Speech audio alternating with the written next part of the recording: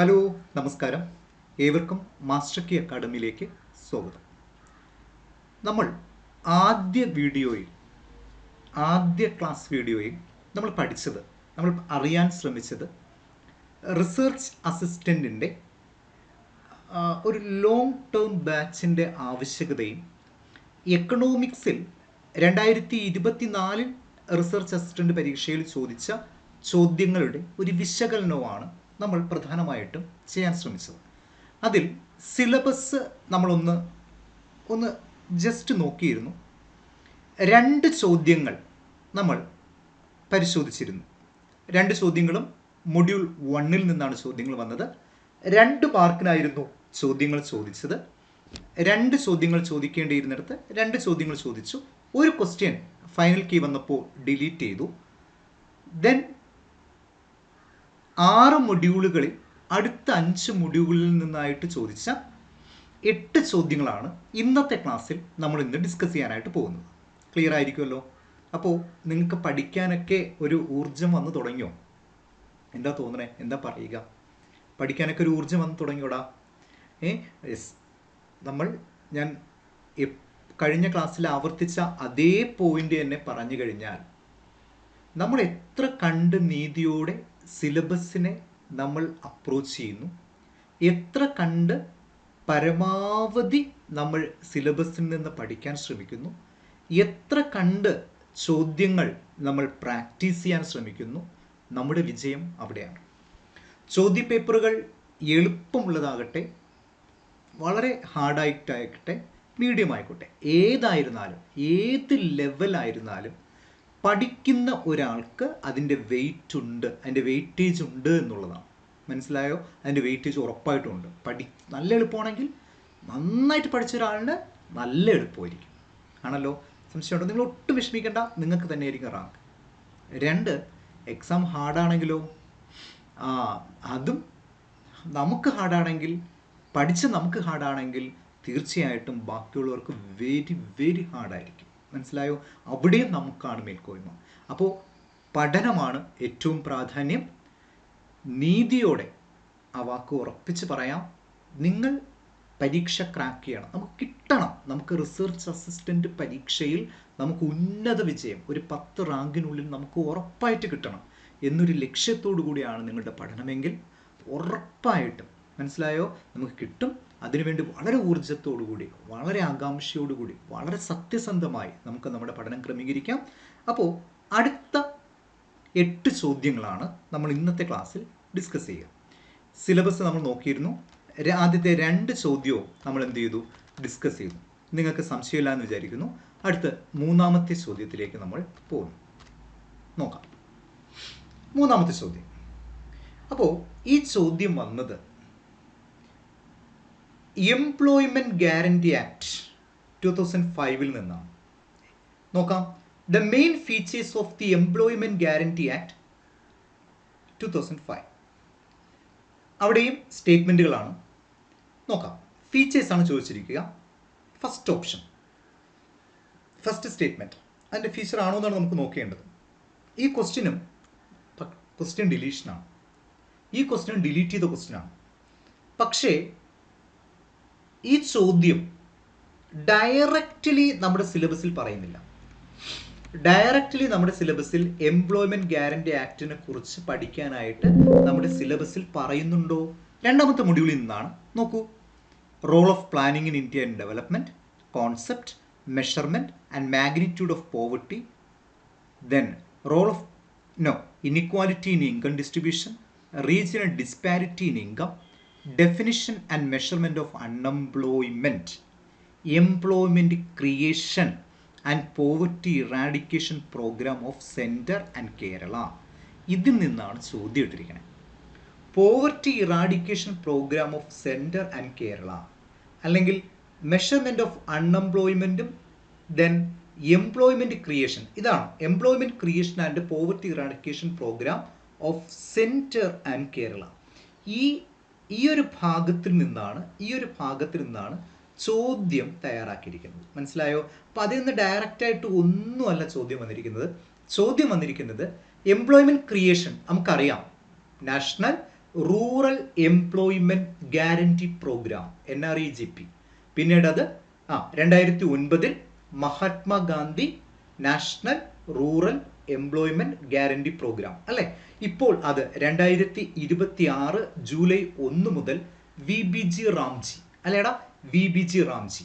അപ്പോൾ ഈ ഒരു ടോപ്പിക്കിൽ നിന്നാണ് ഈ employment creation and poverty eradication. നോക്കൂ എന്തുമാത്രം അതിൽ പഠിക്കാനുണ്ടായിരുന്നു.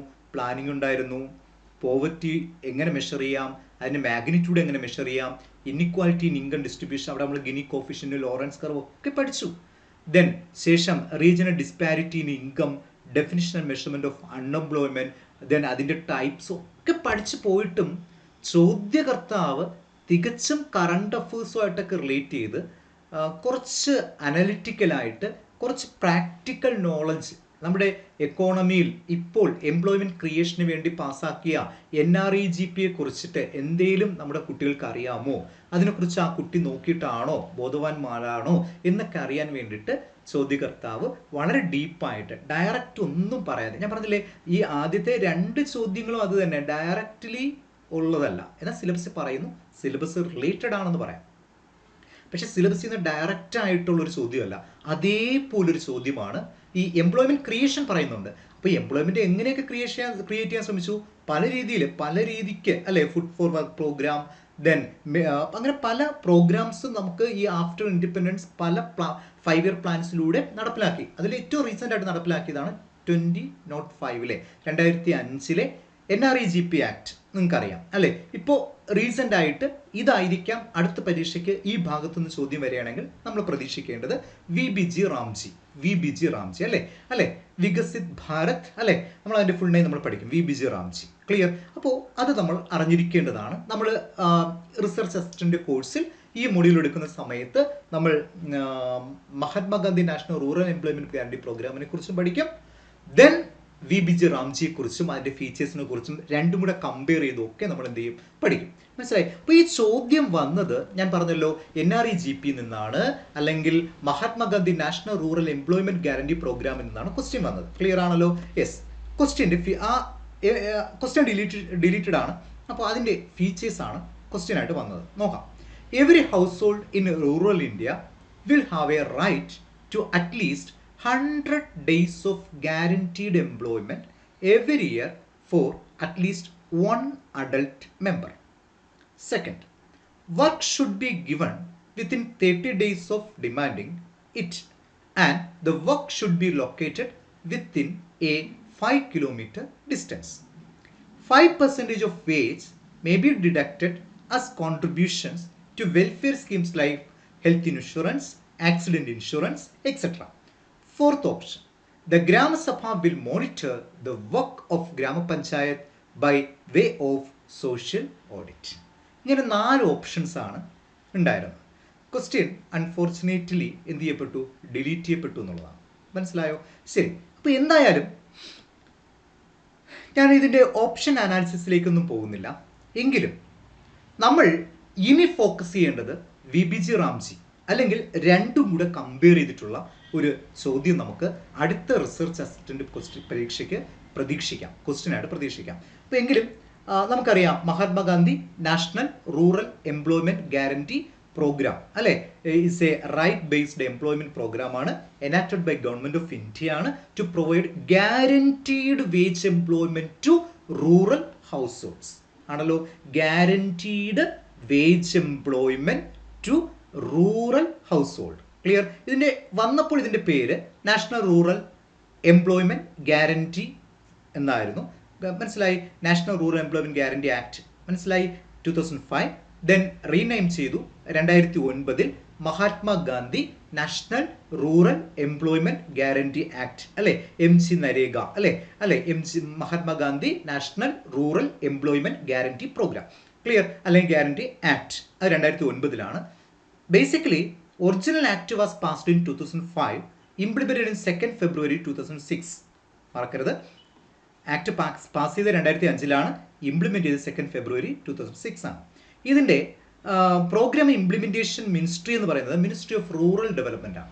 മിനിസ്ട്രി ഓഫ് റൂറൽ ഡെവലപ്മെന്റ് മറക്കില്ല, ഇതൊക്കെ നിങ്ങൾക്ക് അറിയാവുന്നതാണ്. അപ്പോൾ ഇതിന് ആരൊക്കെയാണ് എലിജിബിൾ ഇപ്പം കഴിഞ്ഞു, അത് കഴിഞ്ഞു.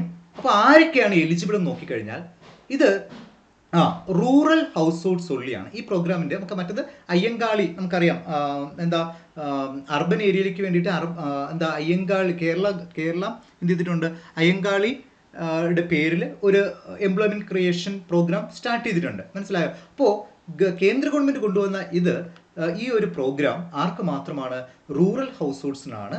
ഇനി നമുക്കറിയാം ചൈൽഡ് ലേബറൊക്കെ നിരോധിച്ചിട്ടുണ്ട്. അപ്പോൾ അഡൽട്ട് മെമ്പേഴ്സിനാണ്. അഡൽട്ട് മെമ്പേഴ്സ് എന്ന് പറഞ്ഞാൽ 18 ഇയേഴ്സ് ആൻഡ് ഓൾഡ് ആണ്. And 18 years and above old ഉള്ള ആൾക്കാർക്കാണ്. ദെൻ അൺസ്കിൽഡ് മാനുവൽ, അപ്പോൾ ഇതൊരു അൺസ്കിൽഡ് വർക്കിംഗ് അല്ല, അൺസ്കിൽഡ് മാനുവൽ വർക്കാണ് ഇവിടെ പ്രധാനമായിട്ടും എന്ത് ചെയ്യുക, ഈ NREGP അല്ലെങ്കിൽ MGNREGPയിലൊക്കെ എന്ത് ചെയ്യുക, ലക്ഷ്യം വയ്ക്കുക. മനസ്സിലായല്ലോ? ഇതിൻ്റെ ഫീച്ചേഴ്സ് ഞാൻ പറഞ്ഞു 100 ഡേയ്സ് ആണ്. എന്നാൽ VBG റാംജി വന്നപ്പോൾ 125 ഡേയ്സ് ആയി. അതിനെക്കുറിച്ചൊക്കെ നമ്മൾ വിശദമായിട്ട് ഈ കോഴ്സിൽ നമ്മൾ ഡിസ്കസ് ചെയ്യും. Nature of work unskilled manual വർക്കാണ്. സ്കിൽഡ് വർക്ക് ഒന്നും തന്നെ അവിടെ ഇല്ല. എംപ്ലോയ്മെന്റ് ക്രിയേഷൻ ആണ്. ആൾക്കാർക്ക് അതിൽ നിന്ന് ഇൻകം കൊടുക്കുകയാണ്. മനസ്സിലായല്ലോ? അൺസ്കിൽഡ് മാനുവൽ വർക്ക് മതി. മനസ്സിലായോ?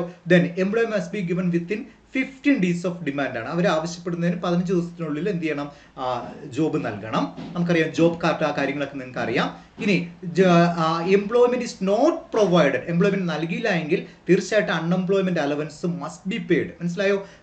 എംപ്ലോയ്മെന്റ് കൊടുക്കേണ്ടുന്ന ഉത്തരവാദിത്വം സ്റ്റേറ്റ് ഗവൺമെന്റിനാണ്. ഫണ്ടിങ് കംപ്ലീറ്റ് ആയിട്ട് 100% ഫണ്ടിങ് സെൻട്രൽ ഗവൺമെന്റ് ആണ്. പക്ഷേ എംപ്ലോയ്മെന്റ് ക്രിയേറ്റ് ചെയ്യേണ്ട ഉത്തരവാദിത്വം സ്റ്റേറ്റ് ഗവൺമെന്റിനാണ്. ഇനി ഒരാൾക്ക് ജോബ് കാർഡുണ്ട്, ഈ പറഞ്ഞ രീതിക്ക് എംപ്ലോയ്മെന്റ് ക്രിയേറ്റ് ചെയ്യാൻ പറ്റിയില്ല അല്ലെങ്കിൽ എംപ്ലോയ്മെന്റ് പ്രൊവൈഡ് ചെയ്യാൻ പറ്റിയില്ല എന്നുണ്ടെങ്കിൽ തീർച്ചയായിട്ടും അൺഎംപ്ലോയ്മെന്റ് അലവൻസ് കൊടുക്കണം. അതിന്റെ ഉത്തരവാദിത്വം മുഴുവൻ സ്റ്റേറ്റ് ഗവൺമെന്റ്. കാരണം സ്റ്റേറ്റ് ഗവൺമെന്റ് ആണ് അൺഎംപ്ലോയ്മെന്റ് അലവൻസ് കൊടുക്കേണ്ട ഉത്തരവാദിത്വം മുഴുവൻ സ്റ്റേറ്റ് ഗവൺമെന്റ് ആണ്. കാരണം എംപ്ലോയ്മെന്റ് ക്രിയേറ്റ് ചെയ്യേണ്ട ഉത്തരവാദിത്വം സ്റ്റേറ്റ് ഗവൺമെന്റിനാണ്. സ്റ്റേറ്റ് ഗവൺമെന്റ് എംപ്ലോയ്മെന്റ് ക്രിയേറ്റ് ചെയ്യാൻ വീഴ്ച വരുത്തി കഴിഞ്ഞാൽ അൺഎംപ്ലോയ്മെന്റ് അലവൻസ് കൊടുക്കേണ്ട ഉത്തരവാദിത്വം ആർക്ക് തന്നെയാണ്? സ്റ്റേറ്റ് ഗവൺമെന്റ് തന്നെയാണ്. മനസ്സിലായോ? ഇനി ചോദ്യപേപ്പറിൽ ഉണ്ടായിരുന്നു വിത്തിൻ 5 കിലോമീറ്റേഴ്സ് വർക്ക് ആണ് വേണ്ടത്. വേജ് പേയ്മെന്റ് ബാങ്ക് വഴിയാണ് കൊടുത്തുകൊണ്ടിരുന്നത്. 5% ഡിഡക്റ്റ് ചെയ്തിട്ട് അവരുടെ ഹെൽത്ത് ഇൻഷുറൻസ് മറ്റു വെൽഫെയർ സ്കീംസിന് വേണ്ടിയിട്ട് മാറ്റിയിരുന്നു. ആ ചോദ്യപേപ്പറിൽ പറഞ്ഞിരുന്ന ആ സ്റ്റേറ്റ്മെന്റ് വളരെ കറക്റ്റാണ്. റൂറൽ എംപ്ലോയ്മെന്റ് ആണ്. മനസ്സിലായോ? അപ്പോൾ ഇതൊക്കെ വളരെ കറക്റ്റാണ്. പിന്നെ എന്തുകൊണ്ട് ക്വസ്റ്റ്യൻ പേപ്പർ ഡിലീഷൻ ആയി എന്നുള്ളതിന്റെ ഒരു അവ്യക്തതയുണ്ട്. നമുക്ക് നോക്കാം. അപ്പോൾ അൺസ്കിൽഡ് വേജസ് ആണ്. സെൻട്രൽ ഗവൺമെന്റ് 100% കൊടുക്കും. സ്റ്റേറ്റ് ഗവൺമെന്റ് കോൺട്രിബ്യൂഷൻ ഒന്നും തന്നെ ഇല്ല. എന്നാൽ ഇപ്പോൾ VBG റാംജി പദ്ധതി ആയപ്പോൾ 60-40 അല്ലെ, സെൻട്രൽ ഗവൺമെന്റ് 60 കൊടുക്കും എന്ന് പറയുന്നുണ്ട്. 40% ആര് മുടക്കണമെന്നാ പറയണേ? 40% ആര് മുടക്കണമെന്നാ പറയണേ? സ്റ്റേറ്റ് ഗവൺമെന്റ് മുടക്കണമെന്നാണ് പറയുന്നത്. ഇനി മെറ്റീരിയൽ ആൻഡ് സ്കിൽഡ് വേജസ് ആണെങ്കിൽ 75% സെൻട്രൽ ഗവൺമെന്റ് കൊടുക്കുള്ളൂ. 25% അപ്പോഴേ ഉണ്ടായിരുന്നതാണ് സ്റ്റേറ്റ് ഗവൺമെന്റ് മുടക്കണം. മനസ്സിലായോ? അൺഎംപ്ലോയ്മെന്റ് അലവൻസ് ഞാൻ പറഞ്ഞു സെൻട്രൽ അല്ല കൊടുക്കുന്നത്, 100% സ്റ്റേറ്റ് ഗവൺമെന്റ് ആണ്. കാരണം എംപ്ലോയ്മെന്റ് ക്രിയേറ്റ് ചെയ്യേണ്ട ഉത്തരവാദിത്വം ആർക്കാണ്? സ്റ്റേറ്റ് ഗവൺമെന്റിനാണ്. അവിടെ വീഴ്ച വന്നു കഴിഞ്ഞാൽ അൺഎംപ്ലോയ്മെന്റ് അലവൻസ് കൊടുക്കണം. അത് കൊടുക്കേണ്ടത് സ്റ്റേറ്റ് ഗവൺമെന്റ് തന്നെയാണ്. അപ്പോൾ പുതിയ പദ്ധതി VBG റാംജിയാണ്. അപ്പോൾ ഞാനിത് വളരെ സിമ്പിൾ ആയിട്ടാണ് Mahatma Gandhi national rural employment guarantee പ്രോഗ്രാമിനെ കുറിച്ച് പറഞ്ഞത്. ക്വസ്റ്റ്യൻ വെച്ചിട്ടുള്ള അനാലിസിസ് ആയിരുന്നു. അപ്പോൾ ക്വസ്റ്റ്യൻ ഡിലീറ്റഡ് ആണ്. അപ്പോൾ അതുകൊണ്ട് തന്നെ ആ ക്വസ്റ്റ്യൻ വെച്ചിട്ട് ഞാൻ നിങ്ങളെ കാണാതെ പഠിപ്പിക്കുന്നില്ല. പകരം ഫാക്റ്റുകൾ മാത്രം. മനസ്സിലായോ? Mahatma Gandhi national rural employment guarantee പ്രോഗ്രാമിന്റെ ഫാക്റ്റുകൾ മാത്രമാണ് സാർ നിങ്ങളെ പറയാൻ വേണ്ടി നിങ്ങൾക്ക് പറഞ്ഞു തരാൻ വേണ്ടി ശ്രമിച്ചത്. ഇനി അതേപടി വിശദമായിട്ട് നമ്മൾ എന്ത് ചെയ്യും? ക്ലാസ്സിൽ ഡിസ്കസ് ചെയ്യും. നിങ്ങൾ ക്ലാസ്സിൽ ജോയിൻ ചെയ്യുക. മനസ്സിലായോ? VBG റാംജി. മനസ്സിലായോ? VBG റാംജി. അതിൽ ഒരു VB എന്നേ മാത്രമേ ഉള്ളേ. VBG റാംജി എന്നാണ്. VBG റാംജി. ക്ലിയർ ആണോ? തെറ്റിപ്പോയതാണേ. യെസ്. അപ്പോൾ 1 ജൂലൈ 2026 എന്ത് വരണേ? ഈ VBG റാംജി എന്ന് പറയുന്ന പ്രോഗ്രാം വരുന്നത്. മനസ്സിലായോ? VBG റാംജി എന്ന പ്രോഗ്രാം എപ്പോഴാണ് വരണേ? 1 ജൂലൈ 2000 റീസെന്റ് ആയിട്ടാണ്. മനസ്സിലായല്ലോ? ക്ലിയർ ആണോ? ഇന്ന് ക്ലാസ് എടുക്കുന്ന ഡേ 20th മനസ്സിലായോ? അപ്പോൾ 1 ജൂലൈ 20 ദിവസം ആയിട്ടേ ഉള്ളൂ. 1 ജൂലൈ 2026 ഈ MG നരേഗ, അതായത് Mahatma Gandhi national rural employment guarantee programme or act replace ചെയ്തിട്ട് 1 ജൂലൈ 2026 VBG റാംജി വരുന്നത്. ഫുൾ ഫോം വളരെ ഇമ്പോർട്ടൻ്റ് ആയിട്ട് പഠിച്ചു വയ്ക്കുക. VBG റാംജി. വികസിത്, ഭാരത്. നമ്മൾ എപ്പോഴും കേൾക്കുന്നതാണ്. നമ്മുടെ ഇപ്പോഴത്തെ ബഡ്ജറ്റിന്റെ എല്ലാം ലക്ഷ്യം വികസിത് ഭാരത് 2047 ആണ് അല്ലെ? നമ്മൾ ഇപ്പോഴുള്ള ബഡ്ജറ്റ് അവതരിപ്പിക്കുന്നതെല്ലാം അല്ലെങ്കിൽ ഇപ്പോഴത്തെ NDA ഗവൺമെന്റിന്റെ പ്രധാനപ്പെട്ട ലക്ഷ്യം നമ്മുടെ രാജ്യത്തെ വികസിത് ഭാരതത്തിലേക്ക് മാറ്റുക. വികസിത് ഭാരത് എന്ന ലക്ഷ്യം, വികസിത് ഭാരത് 2047 അല്ലെ. അപ്പോൾ ഈ VBG റാംജിയുടെ ഈ VB കൊണ്ട് ഉദ്ദേശിക്കുന്നത് എന്ത് തന്നെയാണ്? വികസിത് ഭാരത്. എല്ലാവരും പറഞ്ഞു പിടിച്ചേ, വികസിത് ഭാരത്. മനസ്സിലായോ? ദെൻ ഈ G മീൻ ചെയ്യുക ഗ്യാരണ്ടി. ക്ലിയർ? 4 R മീൻ ചെയ്യുക Rozgar and Ajeevika M mission. മനസ്സിലായോ? Then G Gramin. ക്ലിയർ ആണല്ലോ? സംശയമുണ്ടോ? ഇപ്പൊ Viksit Bharat, guarantee, Rozgar, guarantee for what? Guarantee for Rozgar and Ajeevika mission Gramin. അവിടെയും ഗ്രാമീണാണ്, റൂറൽ തന്നെയാണ്. മനസ്സിലായല്ലോ? സംശയമുണ്ടോ? ഒന്നുകൂടെ പറയാം. Viksit Bharat, guarantee for Rozgar and Ajeevika mission Gramin. മനസ്സിലായോ? VB Viksit Bharat, G guarantee for Rozgar Ajeevika mission Gramin. മനസ്സിലായോ? സംശയമുണ്ടോ? ക്ലിയർ ആണെന്ന് വിചാരിക്കുന്നു. മനസ്സിലായി? ക്ലിയർ ആണെന്ന് വിചാരിക്കുന്നു. ഇനി ഇതിന്റെ ഡിഫറൻസ് ഞാൻ ഒന്ന് ചെറുതായിട്ട് പറയാൻ ശ്രമിക്കാം. Mahatma Gandhi national rural employment guarantee പ്രോഗ്രാമും VBG റാംജിയും നോക്കൂ. MG നരേഗ 100 ഡേയ്സ് ആണ്, ഞാൻ നേരത്തെ സൂചിപ്പിച്ചു. VBG റാംജി 125 ഡേയ്സ് ആണ്. ദെൻ ഈ MG നരേഗ ഇംപ്ലിമെന്റ് ചെയ്തത് ആക്ട് ഓഫ് 2005 ആണ്. ഈ MG നരേഗ എന്ന് പറയുന്ന പേരിലേക്ക് എത്തിയത് 2009 അതുവരെ അറിയപ്പെട്ട national rural employment guarantee act എന്നാണ്. ഇത് implemented under VBG Ramji act 2025 ആണ്. ഇത് നിലനിന്നിരുന്നത്, അതായത് MG നരേഗ നിലനിന്നത് 30 ജൂൺ 2026 ആണ്. എന്നാൽ VBG റാംജി നിലവിൽ വന്നത് 1 ജൂലൈ 2026 ആണ്. രണ്ടും കൈകാര്യം ചെയ്യുന്ന മിനിസ്ട്രി ഓഫ് റൂറൽ ഡെവലപ്മെന്റ് ആണ്. മനസ്സിലായോ? സംശയമില്ല എന്ന് വിചാരിക്കുന്നു. ക്ലിയർ? ഇതാണ് അടുത്ത മൂന്നാമത്തെ ചോദ്യം. ക്വസ്റ്റ്യൻ ഡിലീഷൻ ആണ്. അപ്പോൾ നമ്മൾ ഈ പ്രാവശ്യം ഞാൻ പറഞ്ഞു, ആ ക്വസ്റ്റ്യൻ വന്നത് സിലബസിൽ ഡയറക്റ്റ്ലി ഒന്നും പറയുന്നില്ല, പക്ഷേ എംപ്ലോയ്മെന്റ് ക്രിയേഷൻ ആ വാക്ക് കേൾക്കുമ്പോൾ തന്നെ ഈ ഒരു പ്രോഗ്രാം പഠിക്കാതെ പരീക്ഷയ്ക്ക് പോകാൻ പാടില്ല. അപ്പോൾ ഈ ഒരു പരീക്ഷയ്ക്ക് നമ്മൾ VBG റാംജി എന്ന പ്രോഗ്രാം നിർബന്ധമായും പഠിച്ചിട്ട് വേണം പോകാൻ. അടുത്ത നാലാമത്തെ ചോദ്യത്തിലേക്ക് നമുക്ക് പോകാം. ക്ലിയർ ആണേ? സംശയമുണ്ടോ? നോക്കൂ. Which is or are not true in connection with fourth industrial revolution. Fourth industrial റെവല്യൂഷനുമായിട്ട് ബന്ധപ്പെടാത്തത് മനസ്സിലായോ? അല്ലെങ്കിൽ ഇൻഡസ്ട്രിയൽ റെവല്യൂഷൻ 4.0 മനസ്സിലായോ? സിലബസിൽ ഡയറക്റ്റ് പറയുന്ന ഒരു ചോദ്യമാണ്. സിലബസിൽ നമുക്ക് ഡയറക്റ്റ് പറഞ്ഞ് കിട്ടിയ ഒരു ചോദ്യമാണ്. ഏത് ഈ പറഞ്ഞ ഇൻഡസ്ട്രിയൽ റെവല്യൂഷനെ സംബന്ധിക്കുന്ന, ഫോർത്ത് ഇൻഡസ്ട്രിയൽ റെവല്യൂഷനെ സംബന്ധിക്കുന്ന ഈ ഒരു ചോദ്യം നോക്കൂ. ഈ മൊഡ്യൂളിൽ 2 മാർക്കാണ്. ഒന്ന് എംപ്ലോയ്മെന്റ് ക്രിയേഷൻ, 2 സാർ പറഞ്ഞു ഫോർത്ത് ഇൻഡസ്ട്രിയൽ റെവല്യൂഷൻ. സിലബസിൽ ഡയറക്റ്റ് ആയിട്ട് എടുത്ത് പറഞ്ഞ ടോപ്പിക്കിൽ നിന്നാണ്. ഇപ്പോൾ രണ്ടാമത്തെ മൊഡ്യൂളിലെ 2 ക്വസ്റ്റ്യൻസ് ആണ് നമ്മളിപ്പോൾ ഡിസ്കസ് ചെയ്യാൻ വേണ്ടി. ഇപ്പോൾ ഒന്നാമത്തെ ചോദ്യം ഡിസ്കസ് ചെയ്ത് കഴിഞ്ഞു, ക്വസ്റ്റ്യൻ ഡിലീറ്റഡ് ആണ്. ദെൻ മൂന്നാമത്തെ ക്വസ്റ്റ്യൻ നമ്മൾ ഈ പറഞ്ഞ എംപ്ലോയ്മെന്റ് ക്രിയേഷൻ പഠിച്ചു. അടുത്ത 4ാമത്തെ ക്വസ്റ്റ്യൻ ആണ് ഫോർത്ത് ഇൻഡസ്ട്രിയൽ റെവല്യൂഷൻ എന്നുള്ള ക്വസ്റ്റ്യൻ. കറക്റ്റ് ഡയറക്റ്റ് ആയിട്ട് ചോദിച്ച ക്വസ്റ്റ്യൻ ആണ്. നോക്കാം. നോട്ട് ട്രൂ, ഇതുമായിട്ട് ബന്ധമില്ലാത്തത്. ഇത് സത്യം പറഞ്ഞു കഴിഞ്ഞാൽ ഇത് പഠിച്ചില്ലെങ്കിൽ തന്നെ നമുക്ക് വായിച്ച് പഠിച്ചുകൊണ്ട് നമുക്ക് ക്വസ്റ്റ്യൻ കണ്ടു കഴിഞ്ഞാൽ തന്നെ വായിക്കാൻ പറ്റും. നോട്ട് ട്രൂ ആണേ. നോക്കൂ. ഒന്നാമത്തെ option focused on automation of single machine and process. എടാ, ഫോർത്ത് ഇൻഡസ്ട്രിയൽ റെവല്യൂഷൻ എന്ന് പറഞ്ഞു കഴിഞ്ഞാൽ AI റോബോട്ടിക് IT റിലേറ്റഡ് ആണ്. അത് നിങ്ങൾ മനസ്സിലാക്കുക. ഫോർത്ത് ഇൻഡസ്ട്രിയൽ റെവല്യൂഷൻ എന്താണ്? IT റിലേറ്റഡ് ആണ്, റോബോട്ടിക്സ് ആയിട്ട് റിലേറ്റഡ് ആണ്, പിന്നെ എന്താ AI റിലേറ്റഡ് ആണ്. അപ്പോൾ അതുകൊണ്ട് തന്നെ സിംഗിൾ മെഷീൻ ആൻഡ് പ്രോസസ് എന്ന ആശയം തെറ്റാണ്. നോട്ട് ട്രൂ തന്നെയാണ്. അറ്റ്ലീസ്റ്റ് തലയ്ക്ക് ശകലമെങ്കിലും മൂള ഉള്ള ഒരാൾ നിർബന്ധമായിട്ട് മനസ്സിലാക്കിയിരിക്കേണ്ട കാര്യമാണ് മനസ്സിലാക്കുന്നത്. അപ്പോൾ ഒന്ന് തെറ്റാണ്. അപ്പോൾ ഒന്ന് ഓപ്ഷനായിട്ട് വരുന്നതാവാം റൈറ്റ് ആയിട്ടുള്ള ആൻസർ. പക്ഷെ ഇവിടെ C മാത്രമേ നമുക്ക് എലിമിനേറ്റ് ചെയ്യാനുള്ളൂ. ബാക്കി 3ലും 1 ഓപ്ഷനായിട്ട് വരുന്നുണ്ട്. ക്ലിയർ ആണല്ലോ? C എലിമിനേറ്റ് ചെയ്യാം. അപ്പോൾ ഇനി 75% നമ്മൾ വന്നാൽ മതി.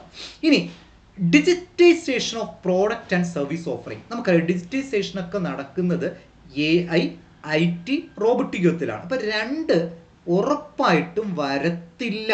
അത് ഈ ഡിജിറ്റലൈസേഷൻ എന്നുള്ള ആശയം വരുന്നത് ഫോർത്ത് ഇൻഡസ്ട്രിയൽ റെവല്യൂഷനായിട്ട് ബന്ധപ്പെട്ടതാണ്.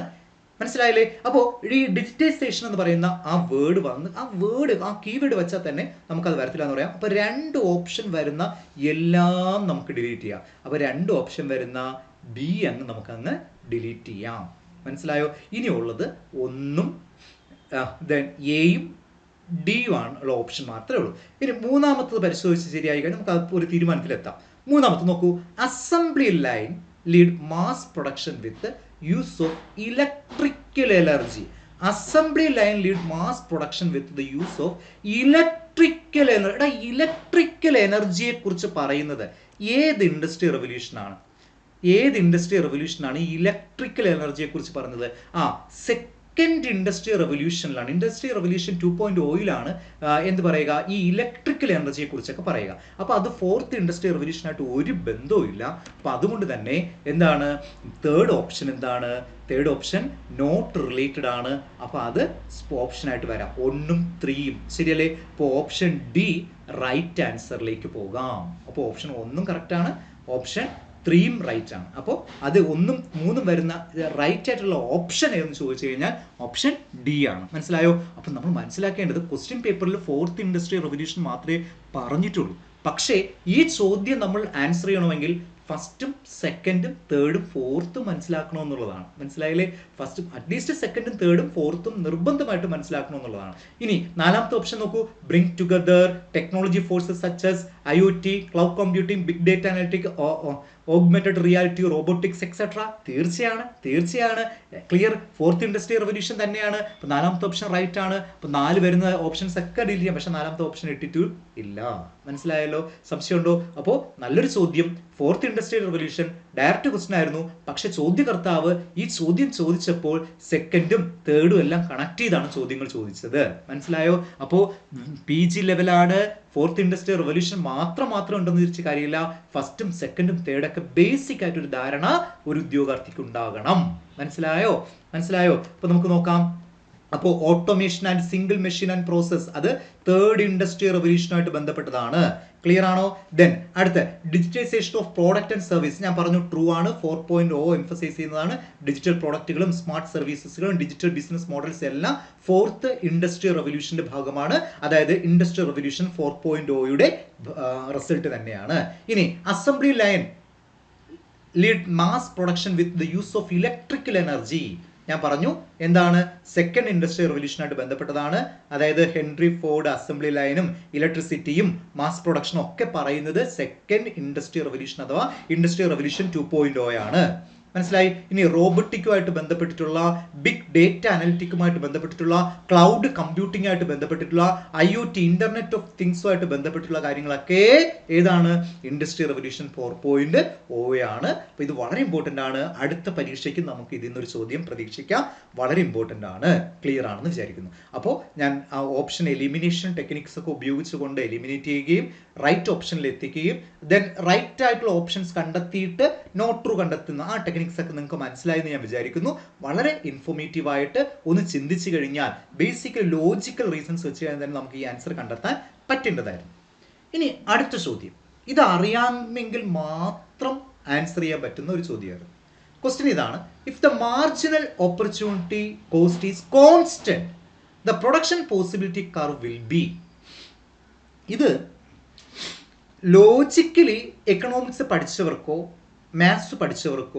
മാത്സ് പഠിച്ചവർക്കും ഒക്കെ എന്താ ഈ കോൺസ്റ്റന്റ് എന്ന വേർഡ് വരുമ്പോൾ ഒരു കർവിൻ്റെ ഷേപ്പ് എന്തായിരിക്കും എന്നുള്ളത് നിങ്ങൾക്ക് ഏറെക്കുറെ ധാരണ ഉണ്ടെങ്കിൽ ഈ ഓപ്ഷൻ കറക്റ്റ് ഓപ്ഷൻ എലിമിനേറ്റ് ചെയ്തിട്ട് എൻ്റെ ആൻസറിലെത്താം. സാർ പറഞ്ഞ പോയിന്റ് കിട്ടിയോ? എന്താ? ഇതൊരു തിയറി ക്വസ്റ്റ്യൻ ആണ്. അറിയാമെങ്കിൽ നല്ല ഭംഗിയായിട്ട് ആൻസർ ചെയ്യാം. പക്ഷേ ലോജിക്കലി നമുക്ക് അപ്ലൈ ചെയ്തും ആൻസർ ചെയ്യാം. എങ്ങനെയാണ്? നമുക്കറിയാം 2 വേരിയബിൾസ് തന്നു കഴിഞ്ഞാൽ ഒരു വേരിയബിൾ കോൺസ്റ്റന്റ് എന്ന് പറഞ്ഞാൽ കർവിൻ്റെ ഷേപ്പ് എന്തായിരിക്കും എന്ന് നമുക്ക് ഊഹിക്കാവുന്നതേ ഉള്ളൂ. എന്തായിരിക്കും? ലീനിയർ കർവ് ആയിരിക്കും, അല്ലെങ്കിൽ ലീനിയർ ആയിട്ടുള്ള ഒരു സ്ട്രെയിറ്റ് ലൈൻ കർവ് ആയിരിക്കും. ആണല്ലോ. ഇവിടെ നോക്കൂ, ബാക്ക്വേർഡ് ബെൻഡിങ്, കോൺകേവ്, കോൺവെക്സ്. അപ്പോൾ ലീനിയർ സ്ട്രെയിറ്റ് ലൈൻ എവിടെയെങ്കിലും പറയുന്നുണ്ടോ? അപ്പോൾ നൺ ഓഫ് ദീസ് അല്ലേ ആൻസർ. ലോജിക്കലി അപ്ലൈ ചെയ്യാൻ പറ്റിയാൽ നോക്കൂ, if the marginal opportunity cost is constant,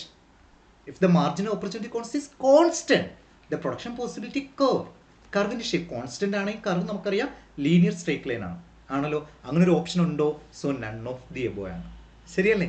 ശരിയല്ലേ? ഇനി ഇതിൻ്റെ തിയറിയിലേക്ക് നമുക്ക് വരാം. നമുക്കറിയാം എന്താ മാർജിനൽ ഓപ്പർച്യൂണിറ്റി കോസ്റ്റ്. എന്താണ് marginal opportunity cost? Marginal opportunity cost എന്ന് പറഞ്ഞു കഴിഞ്ഞാൽ the amount of on good that must be sacrificed to produce one additional unit of another goods. എന്താണ് opportunity cost? Marginal opportunity cost. Opportunity cost എന്ന് പറഞ്ഞാൽ എന്താടാ? Next best alternative forgone for something ആണല്ലോ. അതായത് ഇവിടെ പറയുന്നത് എന്താ? എക്സും വൈയും രണ്ട് ഗുഡ് ഉണ്ടെന്നിരിക്കട്ടെ. The amount of on good that must be sacrificed. ഇപ്പോൾ എക്സും വൈയും ഉൽപ്പാദിപ്പിക്കുമെങ്കിൽ വൈയുടെ ഔട്ട്പുട്ട് കൂടണമെങ്കിൽ എക്സിൻ്റെ ഔട്ട്പുട്ട് ഒന്ന് കുറഞ്ഞാൽ വൈയുടെ ഔട്ട്പുട്ട് കൂടും. മനസ്സിലായില്ലേ? സംശയമുണ്ടോ? അതായത് അതാണ് മാർജിൻ ഓപ്പർച്യൂണിറ്റി കോസ്റ്റ്. കാര്യം എൻ്റെ കയ്യിലുള്ള റിസോഴ്സസ് ലിമിറ്റഡ് ആണ്. ആ എക്സും വൈയും രണ്ട് ഔട്ട്പുട്ട് എനിക്ക് പ്രൊഡ്യൂസ് ചെയ്യണം. എൻ്റെ കയ്യിലുള്ള റിസോഴ്സ് ഈ കൈക്കുമ്പിളിലുള്ള റിസോഴ്സസേ ഉള്ളൂ. അപ്പോൾ എക്സും വൈയും ഇതിൽ നിന്ന് ഞാൻ പ്രൊഡ്യൂസ് സപ്പോസ് ഇതിന്ന് രണ്ട് വെച്ച് പ്രൊഡ്യൂസ് ചെയ്തു. എക്സ് 2 പ്രൊഡ്യൂസ് ചെയ്തു, വൈ 2 പ്രൊഡ്യൂസ് ചെയ്തു. എനിക്ക് വൈ ഒരെണ്ണം കൂട്ടണമെങ്കിൽ എക്സ് 1 കുറയ്ക്കണം. അപ്പോൾ എക്സ് 1 ആവുള്ളൂ, വൈ 3 ആവും. മനസ്സിലായോ? സംശയമുണ്ടോ? ക്ലിയർ? അപ്പോൾ ഇതാണ് മാർജിൻ ഓപ്പർച്യൂണിറ്റി. എത്ര സാക്രിഫൈസ് ചെയ്തു, എക്സ് എത്രത്തോളം ഞാൻ സാക്രിഫൈസ് ചെയ്തു, ഇത് പറയുന്നതാണ് മാർജിൻ ഓപ്പർച്യൂണിറ്റി കോസ്റ്റ്. മനസ്സിലായോ? ഒരു തിയറിയാണ്, ഭയങ്കര തിയറിയാണ്. മനസ്സിലായോ? അത് കാണേണ്ട ഫോർമുല ഉണ്ട്. Delta y divided by delta x. Formula എന്താണ്? ഡെൽറ്റ അതെവിടെ എന്താടാ എം ഒ സി എന്ന് പറഞ്ഞു കഴിഞ്ഞാൽ delta y divide by delta x. Delta y എന്ന് പറഞ്ഞാൽ എന്താ? Unit of on good sacrificed. Then delta x എന്ന് പറഞ്ഞാൽ എന്താ? Additional unit of other goods produced. മനസ്സിലായി? എക്സ് അധികം പ്രൊഡ്യൂസ് ചെയ്യാൻ വൈ ഞാൻ എത്ര സാക്രിഫൈസ് ചെയ്തു. ഞാൻ എക്സാമ്പിൾ നേരെ തിരിച്ചാണ് പറഞ്ഞത്. എക്സ് അധികം ഉൽപ്പാദിപ്പിക്കാൻ വൈ എത്ര സാക്രിഫൈസ്. ഇതാണ് എം ഒ സി കൊണ്ട് ഉദ്ദേശിക്കുന്നത്.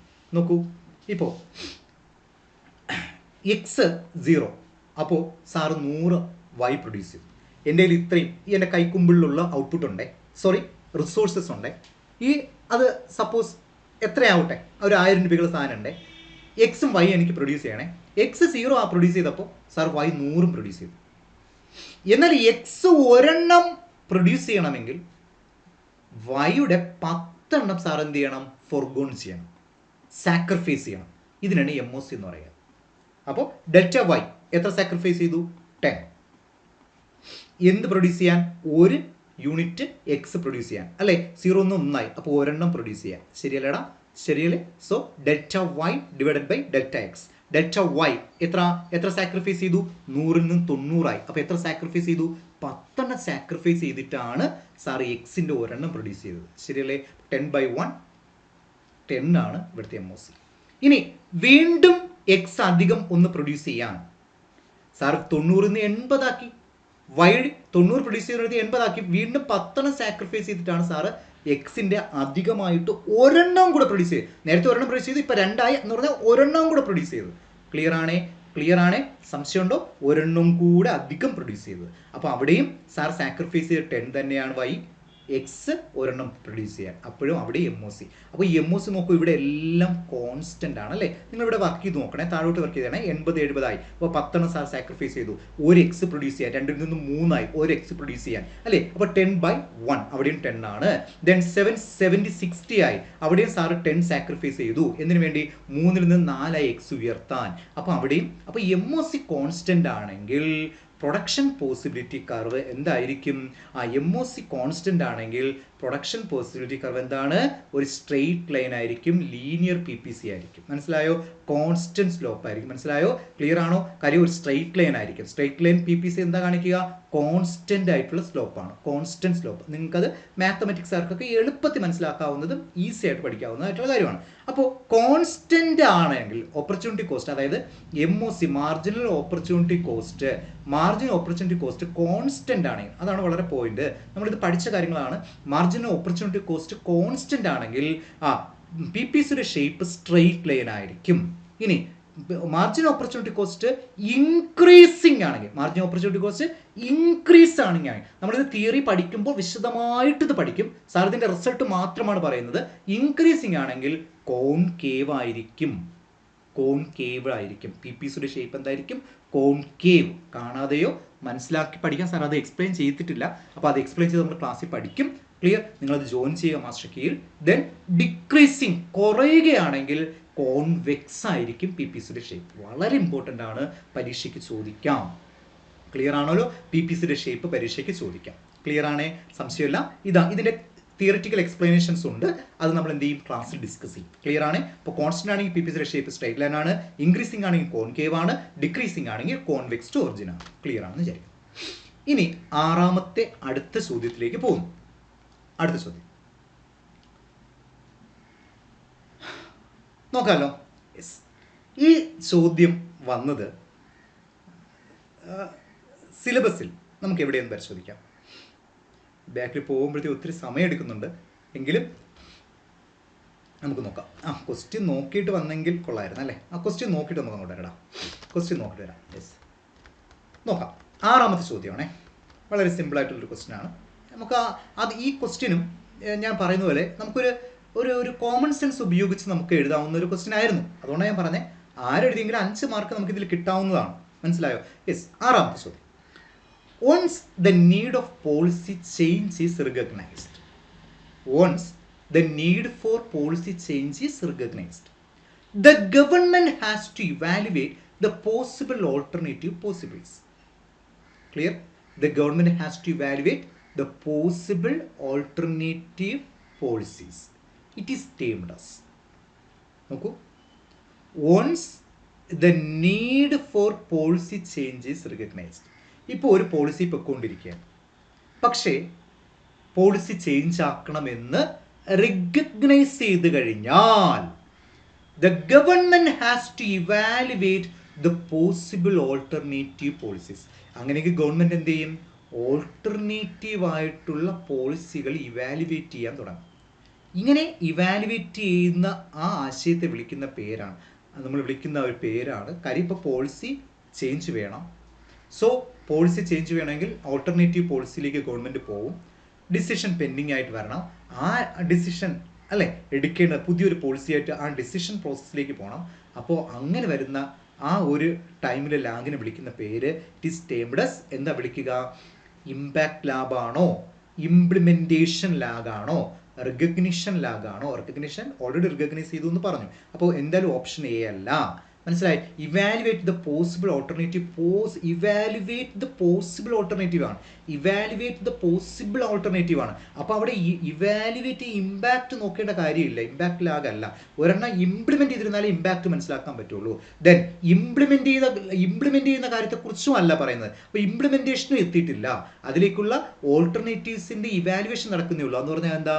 ഡിസിഷൻ ലാഗാണ്. എന്താണ്? ഡിസിഷൻ ലാഗാണ്. എന്താടാ? ഡിസിഷൻ ലാഗാണ്. ക്ലിയർ ആണേ? നമുക്ക് നോക്കാം ഓരോ ലാഗുകളും നോക്കാം. Recognition lag, decision lag, implementation lag, impact or effectiveness lag. Recognition lag എന്ന് പറഞ്ഞു കഴിഞ്ഞാൽ time taken to recognise that an economic problem exist. ഒരു പ്രോബ്ലം എക്സിസ്റ്റ് ചെയ്തിരിക്കുന്നു റെക്കഗ്നൈസ് ചെയ്യുന്ന ആ ഒരു ടൈം ലാഗിനെ വിളിക്കുന്ന പേരാണ് recognition lag. Then time taken to evaluate alternative and decide an appropriate policy. Decide the appropriate policy or evaluate alternative. അപ്പോൾ evaluate alternative എന്നോ decide on the appropriate policy എന്നോ പറഞ്ഞു കഴിഞ്ഞാൽ അത് ഡിസിഷൻ ലാഗാണ്. എന്താണ്? ഡിസിഷൻ ലാഗാണ്. നിങ്ങൾ ആ 2 കീവേഡ് ഓർത്തോണം. ഒന്ന് എന്താണ്? Evaluate alternative.